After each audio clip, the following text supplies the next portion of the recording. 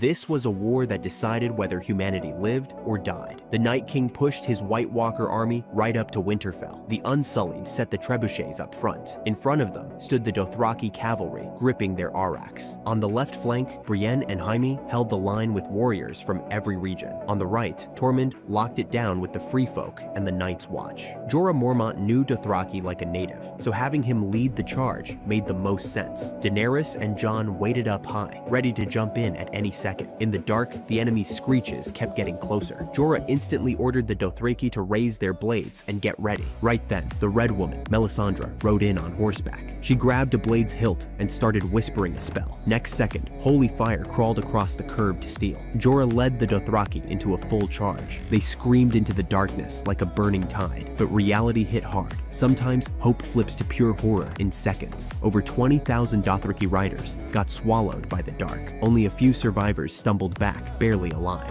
Daenerys watched her army get wiped out. She ignored Jon and rushed in early on Drogon. The White Horde slammed into view. The Unsullied raised shields, leveled spears, and met them head on.